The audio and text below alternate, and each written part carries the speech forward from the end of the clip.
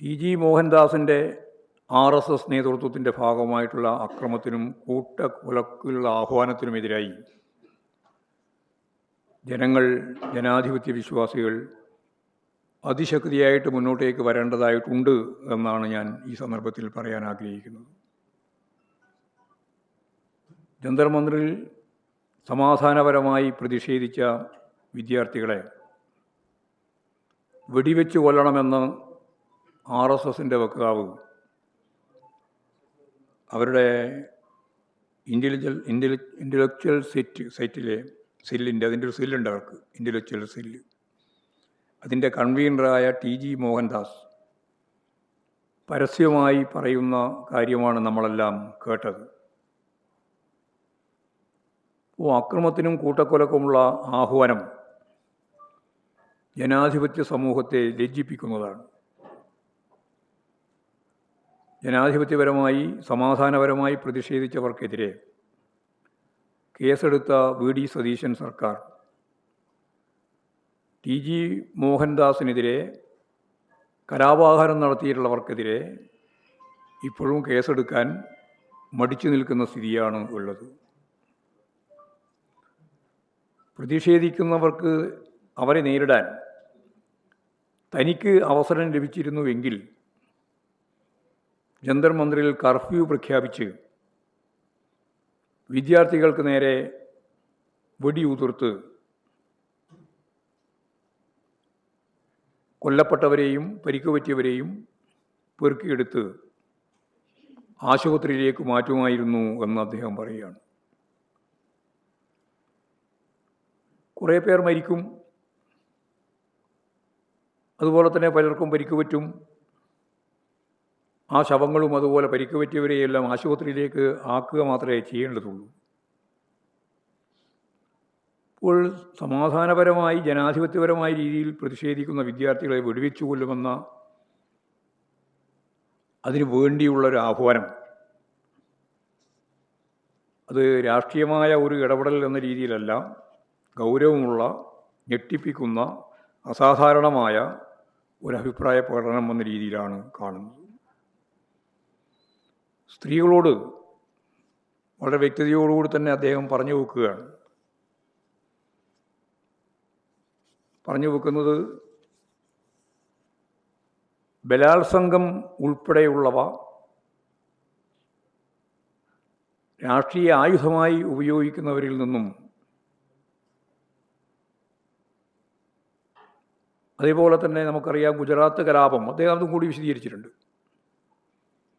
സ്ത്രീകൾക്ക് നേരെയുള്ള കലാപം, ഗുജറാത്തിൽ ഗർഭിണികളായ സ്ത്രീകളെ തൃശൂലത്തിൽ വയറ് കുത്തിക്കീറി, കുട്ടികളെ ശൂലത്തിൽ തറച്ച്, ഓങ്കാളി ഭദ്രകാളി വിളിച്ച് തീയിൽ ചുട്ടുകരിച്ച ഗുജറാത്ത് സംഭവം നമുക്ക് ഓർമ്മയുണ്ട്. അത്തരത്തിലുള്ള സംഭവങ്ങളെ യഥാർത്ഥത്തിൽ ഓർമ്മിപ്പിക്കുന്ന രീതിയിൽ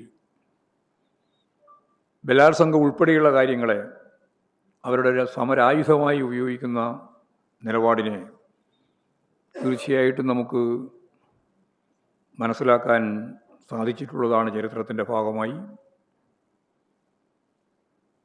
അത്തരം സമരങ്ങൾക്ക് നേതൃത്വം കൊടുത്ത, എന്ന് പറഞ്ഞാൽ ഈ അക്രമത്തിന് നേതൃത്വം കൊടുത്ത നരേന്ദ്രമോദി അതായിരുന്നു ഇപ്പോഴും ചെയ്യേണ്ടിയിരുന്നത് എന്നാണ് മോഹൻദാസിൻ്റെ പരസ്യമായ ആഹ്വാനം. സ്ത്രീകൾക്ക് നേരെയുള്ള പരാമർശം, കൂട്ടബലാത്സംഗം ആഗ്രഹിക്കുന്നവരാണ് ഇവർ എന്നാണ് സ്ത്രീകൾ, ഈ കുട്ടികൾ. ഇത്തരത്തിലുള്ള തെറ്റായ പ്രവണതകൾക്കെതിരായി കേരളം ശക്തിയായിട്ട് പ്രതികരിക്കേണ്ടതുണ്ട്. ഇപ്പോൾ തന്നെ വിവിധ മേഖലയിൽ സ്ത്രീകളും യുവാക്കളും എല്ലാം തന്നെ രംഗത്ത് ഇറങ്ങിയിട്ടുണ്ട്.